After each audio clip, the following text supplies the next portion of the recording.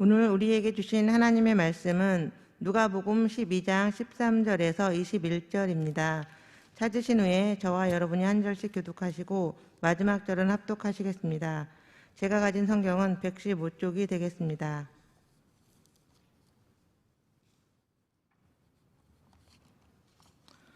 무리 중에 한 사람이 이르되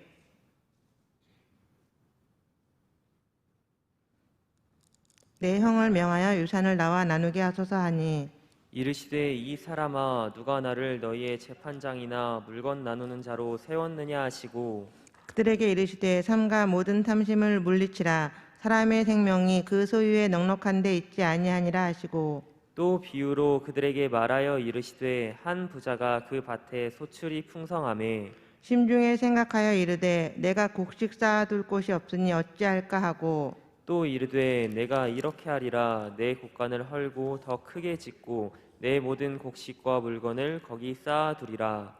또 내가 내 영혼에게 이르되 영혼아 여러 해 쓸 물건을 많이 쌓아두었으니 평안히 쉬고 먹고 마시고 즐거워하자 하리라 하되 하나님은 이르시되 어리석은 자여 오늘 밤에 내 영혼을 도로 찾으리니 그러면 내 준비한 것이 누구의 것이 되겠느냐 하셨으니 자기를 위하여 재물을 쌓아두고 하나님께 대하여 부여하지 못한 자가 이와 같으니라. 아멘. 아멘. 좋은 곳으로 내 소원을 만족하게 하사 내 청춘을 독수리같이 새롭게 하시는도다. 아멘. 오늘 이 시간 이 성전에서 또 인터넷과 모바일로 하나님께 새벽을 여는 우리 모든 귀한 성도님들, 하나님께서 주시는 좋은 곳으로 우리의 소원을 만족하게 하여 주시고 독수리 날개치며 올라가는 새 힘을 부어주시기를 주 이름으로 간절히 축복합니다. 저는 오늘 여러분들과 함께 경제적 자유라는 그러한 제목으로 이 시간 말씀을 전하고자 합니다. 우리가 한 번씩 언론이나 또 여러 매체를 통해서 어떤 기업의 회장님이나 또 높으신 분이 이렇게 돌아가셨을 때 그 돌아가시고 난 이후에 그 자녀들 가운데 여러 가지 이 상속 문제로 또 어려움을 당하는 또 이슈가 되는 그런 일들이 종종 일어납니다. 많은 재산을 또 이렇게 분배를 해야 되기 때문에 이것이 미리 사전에 계획이 되었을지라도 또 계획이 되지 못했다면 그것 때문에 여러 많은 또 가족 간에 또 어려운 일들이 생기기도 하죠. 심지어는 이제 소송건까지 이렇게 벌어지기도 합니다. 오늘 성경의 본문에 보게 되면 이런 부분과 좀 비슷한 부분이 등장을 합니다. 오늘 본문에 보면 예수님께 한 사람이 나왔습니다. 그리고 선생님께 이렇게 질문을 했습니다. 선생님, 내 형을 명하여 유산을 나와 나누게 하소서라고 그렇게 요청을 했습니다. 아마 형이 부모에게 받은 유산을 혼자 독차지를 했던 것 같습니다. 구약 율법에 따르면 이 상속에 대한 그런 부분들이 언급이 되어 있어요. 신명기 21장 17절 말씀에 보게 되면 반드시 그 미움을 받는 자의 아들을 장자로 인정하여 자기의 소유에서 그에게는 두 몫을 줄 것이니 그는 자기의 기력의 시작이라 장자의 권리가 그에게 있음이니라 라고 이렇게 명시되어 있습니다. 장자에게는 그 소유에 있어서 두 몫을 이렇게 주라라고 이렇게 명령했죠. 또한 좀 더 구체적으로 본다면 민수기 27장 8절에 의하면 너는 이스라엘 자손에게 말하여 이르기를 사람이 죽고 아들이 없으면 그의 기업을 그의 딸에게 돌릴 것이요 아들이 없는 경우엔 이렇게 재산은 딸에게 상속이 됩니다. 그리고 민수기 27장 9절에서 11절을 보게 되면 딸도 없으면 그의 기업을 그의 형제에게 줄 것이요 형제도 없으면 그의 기업을 그의 아버지의 형제에게 줄 것이요 그의 아버지의 형제도 없으면 그의 기업을 가장 가까운 친족에게 주어 받게 할지니라 하고 나 여호와 너 모세에게 명령한 대로 이스라엘 자손에게 판결의 규례가 되게 할지니라. 이렇게 율법에 하나님께서는 이 상속에 대한 부분들에 대해서 구체적으로 명시하고 있음을 보게 됩니다. 아들과 딸이 없는 경우에는 그 상속 재산은 아버지의 형제들에게 또 상속이 됩니다. 그리고 그 형제도 없는 가운데 있을 때는 가장 가까운 친족에게 이 상속 재산이 이렇게 전달되게 되는 것이죠. 그렇다면 오늘 예수님께 요청을 하였던 이 사람의 경우를 한번 봅시다. 마땅히 형제가 있기 때문에 자신에게도 또 이렇게 좀 분배를 받을 수 있는 그런 권한이 있는 거죠. 그러나 이 상황에서는 형이 이 재산을 다 독차지한 경우에 속합니다. 이러한 이 상속 부분에 대한 율법에 대한 적용들은 당시 유대 사회에 이렇게 잘 적용이 되었습니다. 그러나 오늘 이렇게 등장하는 이 사례 같은 경우가 종종 있게 되는 것이죠. 그래서 이 사람은 예수님께 선생님 하면서 이 문제를 좀 해결해 주십시오 라고 그렇게 요청을 하고 있습니다. 근데 예수님께서 어떤 반응을 보이시느냐 하면 오늘 14절, 본문 14절 말씀 같이 한번 읽어보겠습니다. 시작. 이르시되 이 사람아 누가 나를 너희의 재판장이나 물건 나눈 자로 세웠느냐 하시고, 예수님께서 이 사람의 질문에 대해서 이렇게 잘 답변한 것이 아니라 조금 이렇게 무한할 정도로 누가 나를 너희의 재판장이나 물건 나눈 자로 세웠느냐 라는 그러한 아주 퉁명스러운 대답을 합니다.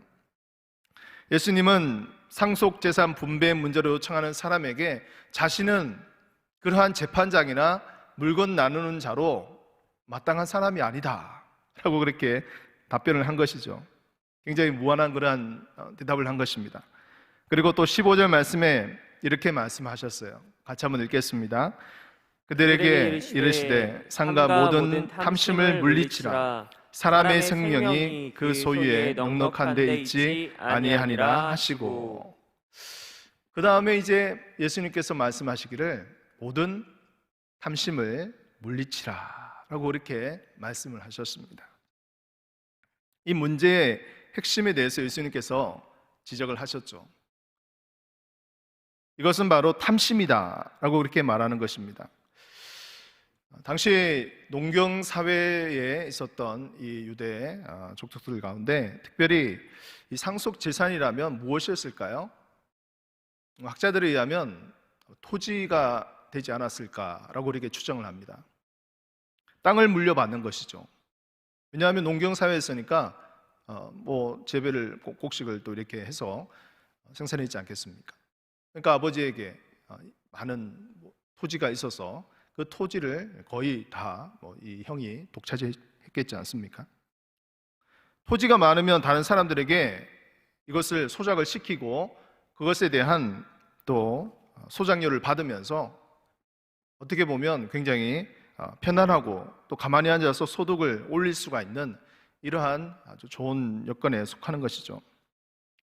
마치 오늘날로 따지면 건물주가 되어서 많은 임대를 받아서 임대료를 받으며 그렇게 높은 수입을 올리는 그런 사람이 아닐까라고 생각해 보게 됩니다. 이렇게 열심히 일하지 않아도 소득을 올릴 수 있는 이 경제적인 많은 여유를 가지게 된 것이죠. 예전이나 지금이나 별반 차이가 없는 것 같습니다. 우리 한국 사회도 한번 돌아보십시오. 이 부동산 문제가 여러 가지로 많은 어려움을 가지고 있습니다. 지난 5년 동안 이 부동산 가격이 얼마나 또 많이 이렇게 상승을 했습니까? 그리고 또 이것에 대해서 이것에 비난하는 사람들도 있고 또 이러한 것에 대해서 또 여러 가지 또 말들이 많이 있습니다. 이 자본주의 사회에서 자신의 자산을 증식시키는 이러한 것은 별로 나쁜 것은 아닙니다. 그러나 비정상적인 투기로 인해서 시장 자유경제주의가 흔들리고 또 이것에 대해서 더 많이 또 가지려고 하는 이러한 투기는 분명히 바로 잡아야 되는 것이죠. 여기에도 보면 결국 인간의 탐심이 있음을 보게 됩니다. 더 가지고 더 소유하고 더 많은 것을 자신의 그러한 재산을 쌓으려고 하는 이러한 부분, 특히 남의 것을 쟁취해서라도 가로채서라도 내 자신을 더욱더 살을 찌우려고 하는 이러한 부분은 분명히 잘못된 것이죠. 우리 이번 지난주에 또 대선이 있었는데요. 이렇게 대통령이 또 선출이 되었습니다.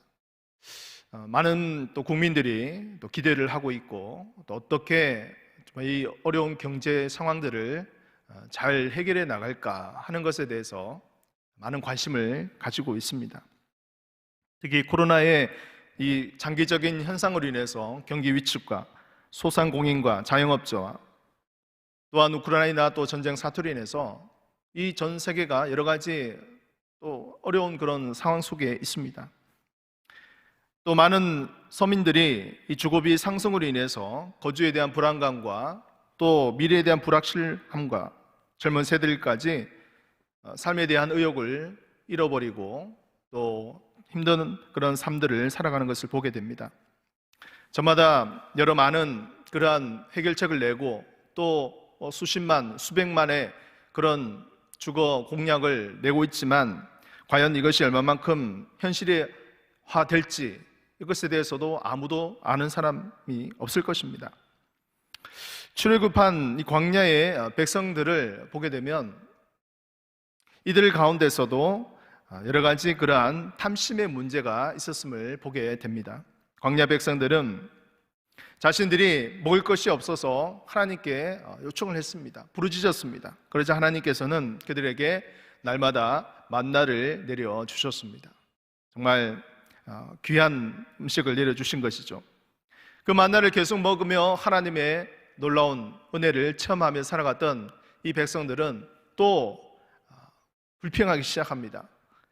이 만나를 먹는 것이 이제는 실증이 나게 된 것이죠. 자신들이 애굽에서 먹었던 그런 여러 음식들을 거론하면서 이 광야에서 이 맛없는 만나만 계속 먹을 수밖에 없다라고 하나님께 불평을 내려놓았습니다. 그리고 우리에게 고기를 주십시오 라고 그렇게 요청을 했어요. 민수기 11장 4절 말씀 보게 되면 그들 중에 섞여 사는 다른 인종들이 탐욕을 품음에 이스라엘 자손도 다시 울며 이르되 누가 우리에게 고기를 주어 먹게 하랴 라고 그렇게 말씀하고 있습니다. 이스라엘 백성들 가운데 섞여 살던 다른 민족, 이 사람들이 선동이 되어서 우리에게도 고기를 주십시오, 고기를 주십시오 라고 이렇게 선동을 하니까 이스라엘 백성들도 같이 이렇게 합작을 해서 고기를 달라고 하나님께 떼를 쓰며, 근데 이것은 하나님이 보실 때 그렇게 바람직한 것은 아니었어요.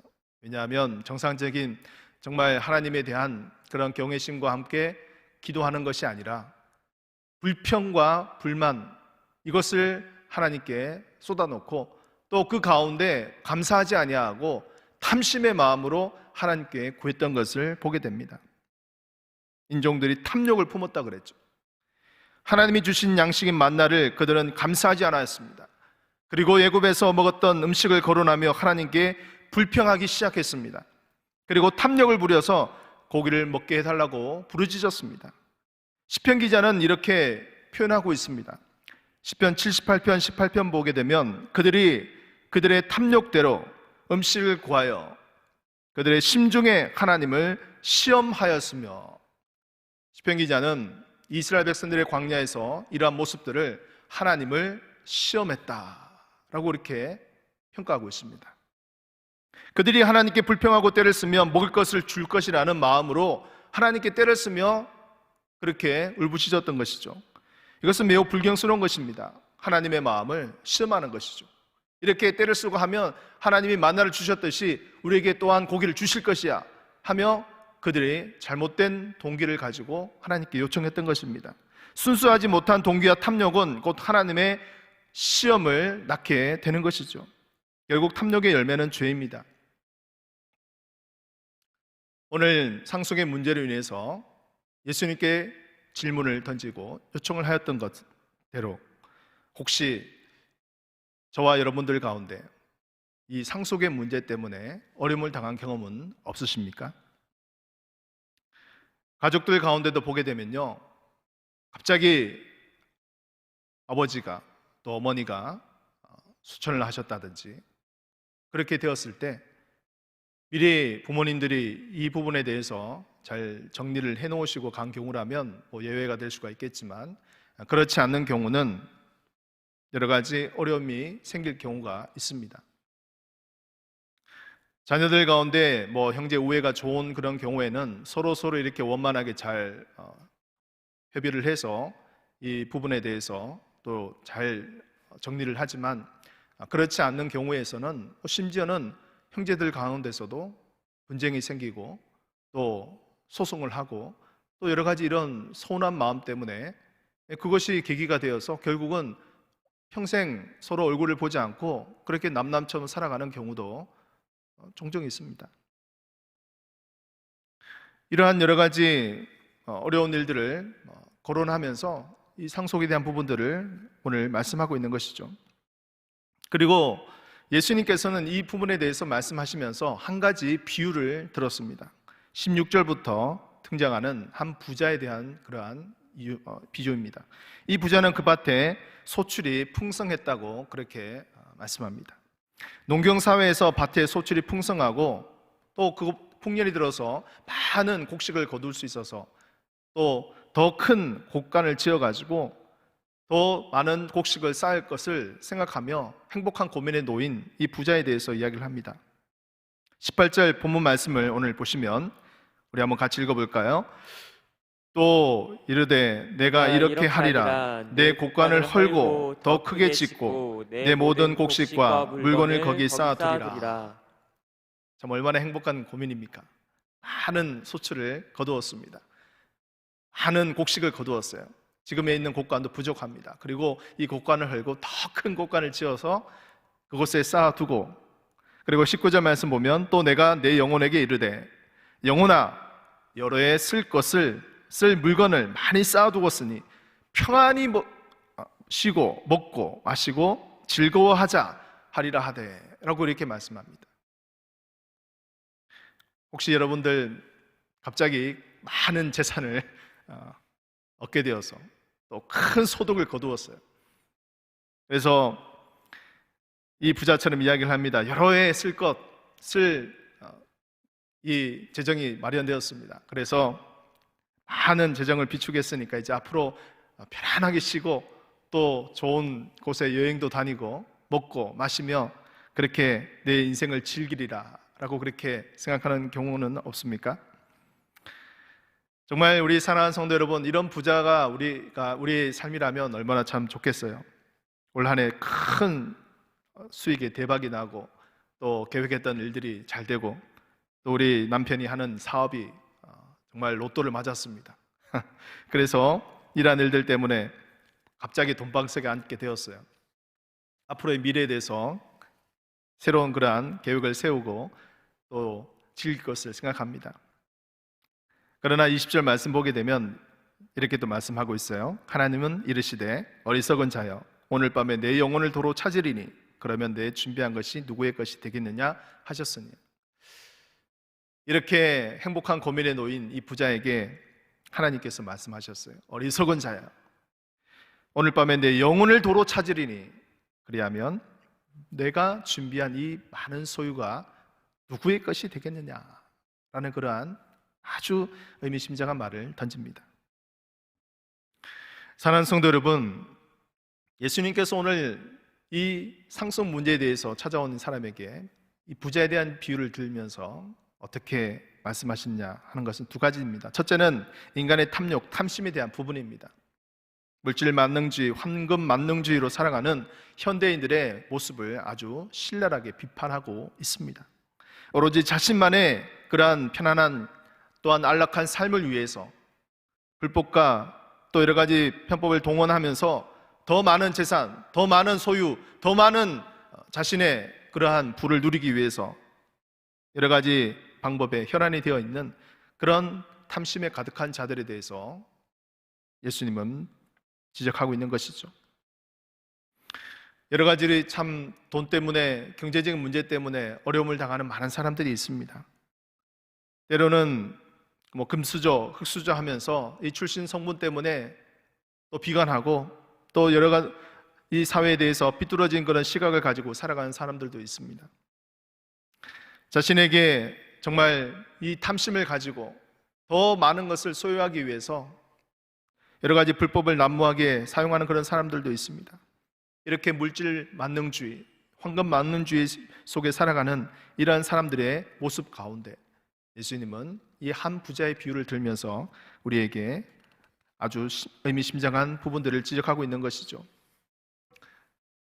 사랑하는 성도 여러분, 우리가 이 세상에 살아가면서 이 물질에 대한 부분들은 참 소중한 부분들입니다. 어떻게 우리가 이것을 생각하고 관리하고 사용해야 되느냐 하는 것에 대해서도 우리는 다시 한번 생각해 보게 됩니다. 우리에게 주신 이 물질, 우리에게 주신 이 소유, 이 재산을 우리가 우리의 것을, 우리의 즐거움과 우리의 삶들을 즐기기 위한 것으로만 사용해야 될까요? 성경의 말씀에 보게 되면요, 이 물질에 대한 부분들이 많이 등장을 하는데, 특별히 하나님께서 우리에게 요구하시는 중요한 사항은 바로 물질보다 하나님을 더 우선순위에 두라라고 이렇게 말씀을 합니다. 하나님을 우선순위에 둘 때 이 물질의 사용처가 달라질 수가 있다는 것이죠. 우리가 하나님을 위해서 살아가는 우리 삶들 가운데 하나님의 나라와 하나님의 의를 위해서, 또 하나님의 몸된 교회를 위해서 이 물질을 또한 사용하고, 또 그것에 대해서 일부는 또 우리의 자신의 미래와 안정을 위해서 또 사용하고, 또 주변의 이웃의 불우한 이웃들을 위해서, 이 강릉 저 동해안 삼척 또 이렇게 산불로 인해서 고통을 당하고, 또 우크라이나의 전장으로 인해서 많은 민간인들이 피해를 입고 목숨을 잃는 이러한 어려운 현실들을 통해서 우리의 물질을 또 사용하는 것이 예수님이 우리에게 말씀하는 이 물질의 사용에 대한 부분이 아니겠습니까? 성경적인 물질과 우리가 이 물질에 대해서 무조건 나쁘다고 생각할 수는 없어요. 우리가 많은 열심을 땀을 흘려 그것에 대해서 노력하고 또 자신의 자산을 증식하는 것, 그 자체가 나쁜 것은 아닙니다. 그러나 하나님은 분명히 우리에게 우선순위에 대해서 말씀하고 있어요. 아무리 많은 물질을 쌓고 그것을 위해서 노력하고 애쓰고 한다 할지라도 내 영혼을 오늘 밤에 찾으리라. 그러면 내가 가진 그 소유가 누구의 것이 되겠느냐? 여러분, 아무리 열심을 다해서 노력하고 힘을 써서 정말 많은 재산을 쌓는다 할지라도 여러분, 오늘 하루 아침에 우리의 생명을 취하신다면 그 많은 재산이 우리에게 무슨 의미가 있겠습니까? 자식들이 그 물질 때문에 오히려 더 의가 상하고 또 왼수지간이 되고 그것 때문에 분쟁이 생기고 어려움을 당하고 또 심지어는 타락하는 그런 경우가 얼마나 많이 있습니까?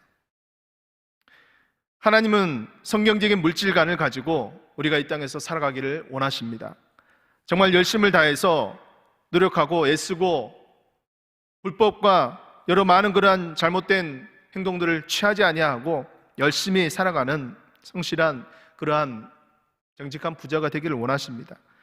그리고 그 쌓은 재산을 자신의 삶을 위해서 영위하고 누리는 것으로만 사용하는 것이 아니라 우선적으로 하나님의 나라와 일을 위해서, 교회를 위해서, 또 주변의 어려운 자들을 돌아보며 그 물질을 사용하기를 원하시는 것입니다. 영원히 썩지 않고 사라질 걱정이 없는 하늘나라 창고에 우리의 이 물질을 쌓아두기를 원하시는 것입니다. 사랑하는 성도 여러분, 우리가 이 땅 가운데 살아가면서 살면 얼마나 살겠습니까? 인생이라는 것이 80이요, 또 뭐 많이 사시는 분들은 90, 100세까지도 사시겠지만 그렇게 많이 인생이 긴 것 같아도 한순간입니다. 한순간에 주님이 부르시면 우리는 우리가 생각하고 있던 모든 계획들과 우리가 가지고 있던 모든 소유들과 우리와 함께 같이 친하게 지내던 우리의 가족들, 우리의 친구들, 우리 모든 것들과 다 같이 이별을 하고 떠날 수밖에 없습니다. 그래서 주님께서는 이 땅에 소망을 두지 말고 저 하늘에 소망을 두며 살아가라고 말씀하고 있습니다. 사랑하는 성도 여러분, 무엇보다도 참된 경제적인 자유를 누리며 살아가는 저 여러분들이 되시기를 간절히 축원합니다. 우리 가운데 물질이 좀 적을 수도 있고 또 좀 여유가 있는 사람이 있을 수도 있습니다.